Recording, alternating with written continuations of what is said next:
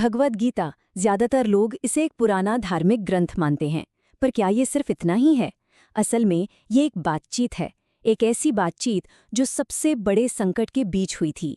और कमाल की बात यह है कि इसका ज्ञान आज भी हमारी जिंदगी की उलझनों को सुलझाने की ताकत रखता है। तो चलिए इस टाइमलेस विजडम की गहराइयों में उतरते हैं। तो चलिए सीधे चलते हैं कुरुक्षेत्र के मैदान में। जरा सोचिए उस सीन के बारे में।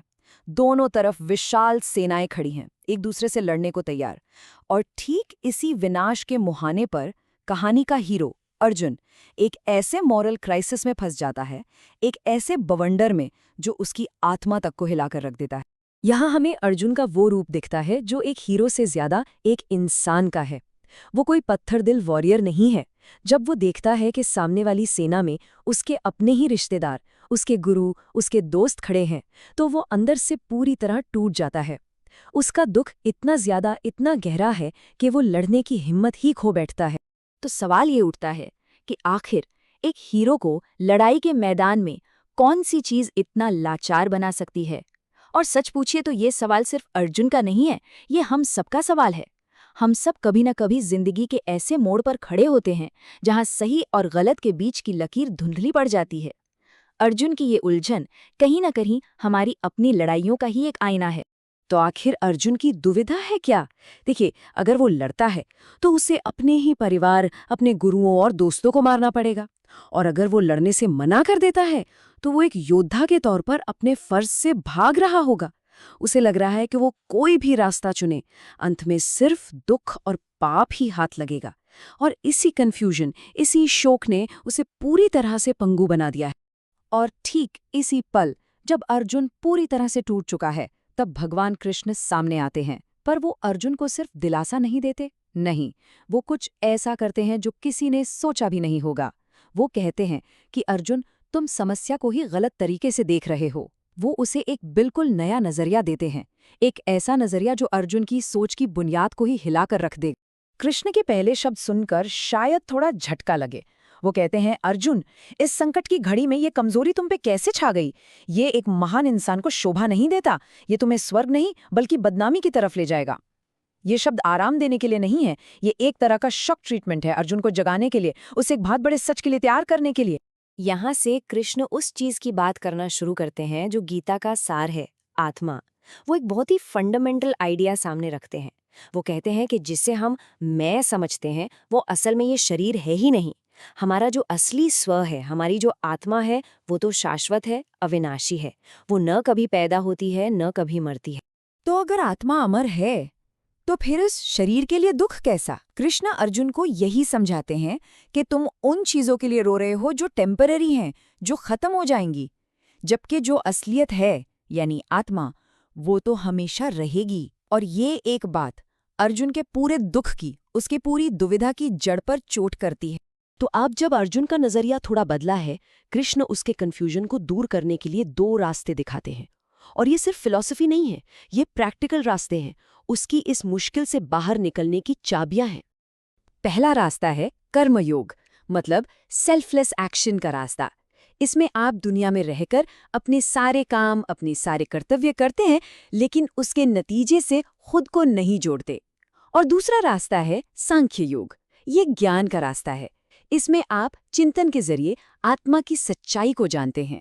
ये रास्ता थोड़ा मुश्किल माना जाता है और अक्सर इसमें डिटैचमेंट की जरूरत होती है। और सबसे जरूरी बात, कृष्ण ये नहीं कहते कि एक रास्ता दूसरे से बेहतर है, नहीं, वो साफ करते हैं कि भले ही ये रास्ते अलग दिखें, इनकी मंजिल एक ही है, परम सत्य को पाना।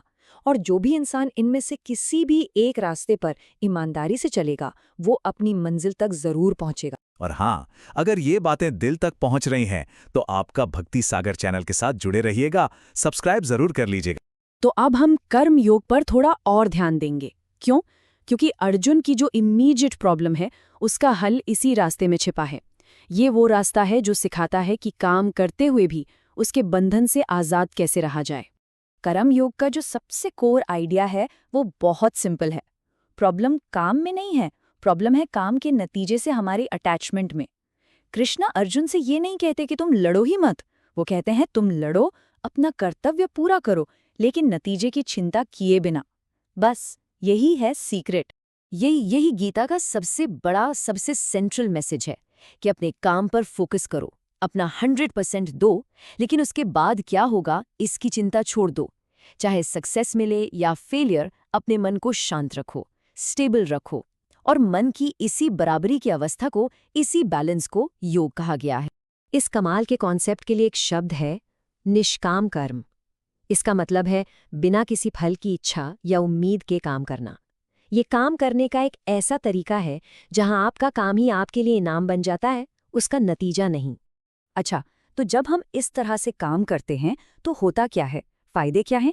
सबसे पहले तो हम सक्सेस और फेलियर की चिंता से, उस स्ट्रेस से आज़ाद हो जाते हैं। हमारे मन में एक शांति आती है, एक ठहराव आता है।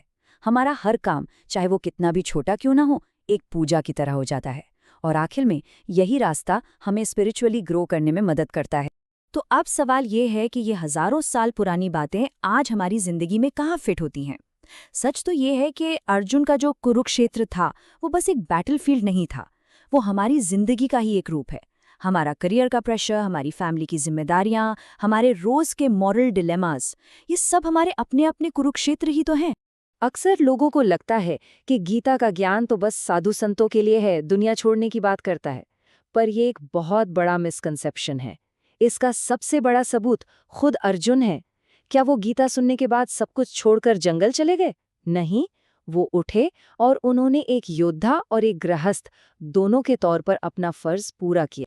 तो गीता की इस पूरी टीचिंग को हम अपनी लाइफ में कैसे उतार सकते हैं? इसके लिए एक सिंपल 3 स्टेप फॉर्मूला है। स्टेप 1, पहचानिए कि इस सिचुएशन में आपका कर्तव्य, आपका स्वधर्म क्या है। स्टेप 2, बिना भटके पूरी लगन और मेहनत से उस काम को कीजिए। और स्टेप 3, जो भी नतीजा आए उसे शांति से स्वीकार कीजिए, क्योंकि नतीजा आपके हाथ में है ही नहीं। और जब हम इस फ्रेमवर्क को, इस माइंडसेट को अपना लेते हैं ना, तो हमारा हर काम, चाहे वो ऑफिस का हो, घर का हो या समाज का, वो सिर्फ एक काम नहीं रह जाता। वो स्पिरिचुअल ग्रोथ का, खुद को और बेहतर समझने का एक जरिया बन जाता है। तो बात बस इतनी सी है, हम सब अपनी अपनी जिंदगी के कुरुक्षेत्र में खड़े हैं। तो सवाल ये है कि आपके जीवन के इस युद्ध क्षेत्र में आपका कर्तव्य क्या है, आपका स्वधर्म क्या है? जरा सोचिएगा इसके बारे में। अगर इस विचार ने एक नई सोच दी है तो इस ज्ञान को दूसरों के साथ भी जरूर शेयर कीजिएगा।